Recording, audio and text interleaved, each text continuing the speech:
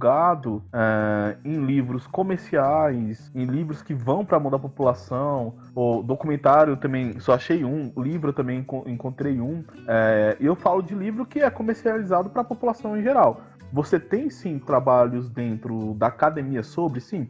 Inclusive eu me deparei com o Hospital Colônia de Barbacena, foi na época da faculdade ainda, numa aula de introdução a Foucault, que também vamos tentar falar um pouco sobre aqui. Mas foi ali que eu tive contato. Só que existe um problema no meio universitário, dentro do meio acadêmico, que falamos aqui sempre. Eu, que sou um profundo admirador da academia, e eu falo como um sentido de autocrítica, é que além da intelectualidade ser muito prolixa e não chegar na população, ainda tem um problema de distribuição, que aquilo que se produz dentro das academias não chega na população. E esse caso do Hospital Colônia de Barbacena, como exemplo, a Revolta da Chibata, Carolina Maria de Jesus, André Rebouças, eu tô pegando pessoas aleatórias aqui. Não chega à população, né? Como forma de entretenimento, como forma de entretenimento, eu falo de produção de série, produção de filmes sobre esses assuntos. Também não chega como forma de livro que você vai entrar dentro de uma livraria, vai encontrar ali na frente da livraria para consumo dos populares que vão comprar os consumidores. Ou seja, existe esse problema dentro da comunidade científica, seja ela de humanas ou de exatas, de ciências naturais ou de linguagem, que parece que às vezes se fecha e o conhecimento da própria história do Brasil, que é trágica às vezes, mas também é muito rica e bela outras, né, não chega ao popular. Exatamente, e aí eu já emendo contigo, cara, eu volto um pouquinho pra nossa introdução do papo, né, que o sofrimento ele nos ensina, e se a gente ignorar os fatos mais sofríveis e mais terríveis da nossa história, a gente tá ignorando também a possibilidade de aprender com eles. Então esse caso aqui é um caso pra gente olhar, entende, pra gente não esconder e pra gente encarar de frente,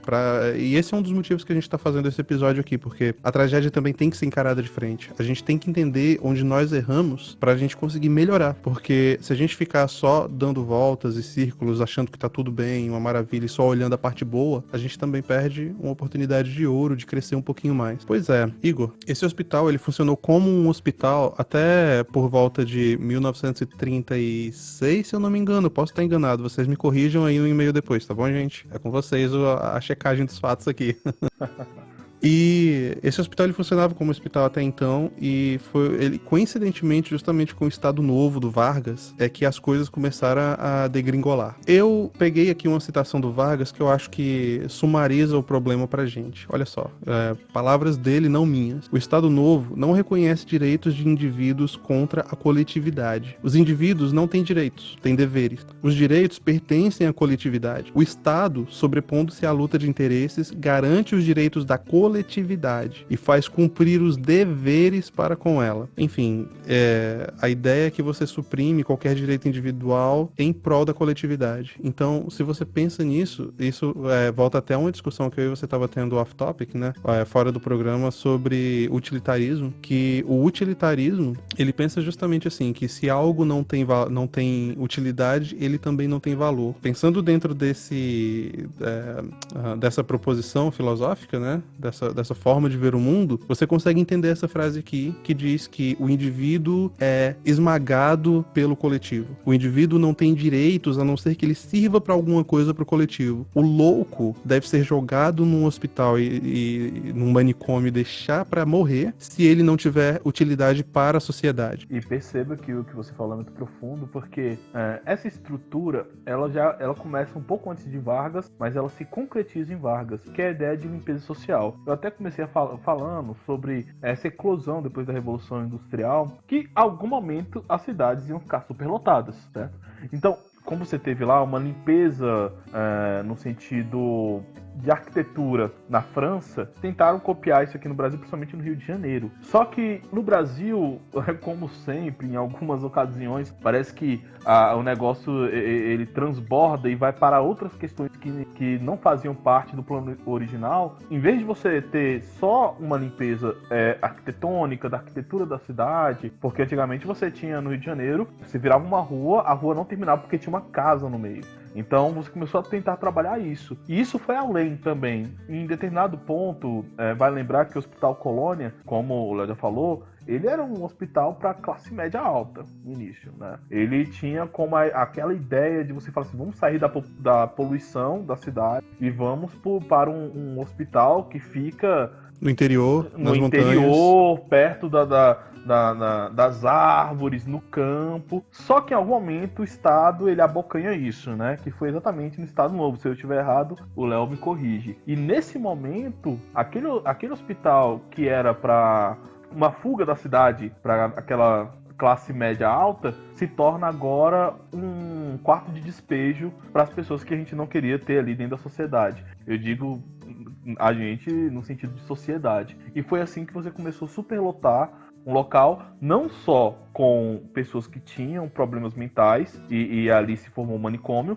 mas também com pessoas que não tinham nada a ver com a situação de tratamento psicológico. Como o Léo já falou, às vezes o cara é alcoólatra, tava na rua, pegava o cara, colocava no trem e ele ia pra lá. Às vezes o menino dava trabalho em casa, criança, o pai não tinha dinheiro ou por algum motivo mesquinho, porque todos os motivos para abandono de criança são mesquinhos, colocava o menino e também ele ia para lá. E com isso você começou a formar o que a gente chama de Holocausto Brasileiro, né, no Hospital de Barbacena. E olha só, essa questão aí das crianças me tocou demais, cara, enquanto eu tava vendo o documentário, porque o que eles faziam é assim, imagina só, a criança nascia em uma família pobre e sem condições nenhuma e ainda com deficiência, né? O que os pais faziam é entregar a criança em um hospital, vou colocar aqui entre muitas aspas, especializado. Só que esse tal hospital que era especializado na época, né, que funcionava perto desse hospício, fechou. E aí o que eles fizeram? Mandaram as crianças pro hospício. E aí você tinha alas diferentes nesse hospital, claro, mas mesmo assim, cara, as crianças eram submetidas aos mesmos maus tratos. Tem algumas fotos que, se você pesquisar na internet, Hospício Barbacena, eu recomendo que você prepare seu estômago primeiro. Eu não consegui, cara. Só fazendo pontuando algo que você já está aí na sua retórica, eu não consegui ver o documentário todo. Eu falo pra você, porque eu tenho um coração muito sensível, um estômago muito sensível para as coisas, e as histórias das crianças são as que mais chocam, né? Um rapaz, um senhor de 60 anos, claramente com alguma deficiência mental, né, portador de necessidades, ele fala o seguinte: meu pai me deixou aqui, mas eu sei que ele vai me buscar em algum momento. O cara com 60 anos de idade. Não, e ele falou assim, até hoje eu ainda sinto saudade do meu pai. Nossa. Cara, isso quebra qualquer um, cara. E, assim, não é só esse caso que teve lá, teve um outro caso também que me tocou muito, cara, que foi de uma menina que ela não tinha problema nenhum, mas ela perdeu a mãe aos 10 anos, se eu não me engano, e o pai dela também deixou ela na rua, entende? E ela foi trabalhar na casa de um cara, de um advogado. E essa pessoa estuprou ela, engravidou a menina. Quando ela ficou grávida, ele se livrou do problema, né? Deu ela pra trabalhar nesse hospital psiquiátrico. E ela teve um menino lá, veja só. E ela continuou trabalhando lá. Quando a criança dela cresceu mais um pouquinho, eles tomaram dela a criança contra a vontade e mandaram pra longe, sabe? Ela conseguiu se reencontrar com o filho já décadas depois. E, cara, é uma das histórias mais tristes e mais pesadas que eu já presenciei. O filho dela reencontrando, entende? Procurando a mãe, né? E esse não foi o único caso, porque era muito comum que os internos, eles se relacionassem entre si. Uma das funcionárias de lá, né, que foi entrevistada, ela disse que teve até casamento entre internos. E quando essas mães, né, que tinham problemas mentais, tinham os filhos, eles, depois de um tempo, simplesmente tomavam as crianças e davam para adoção. Não tinha consentimento, não tinha nada. E pior ainda, alguns eram adotados pelos próprios funcionários. E para completar a tragédia, cara, teve o caso de uma mulher específica que eles falaram sobre ela no documentário, que a criança foi tomada por uma das funcionárias e ela vivia brigando com a funcionária pra reaver a criança, pra pelo menos ver, entende? E a funcionária não deixava, sabe? Então é uma situação cara, eu não sei nem como descrever, porque veja só, teve crianças que ficaram no hospital, e o relato que tem é que essas crianças não aprendiam a falar, não aprendiam o básico que a gente espera para uma criança pequena, e não tinham cuidado também, né? Então,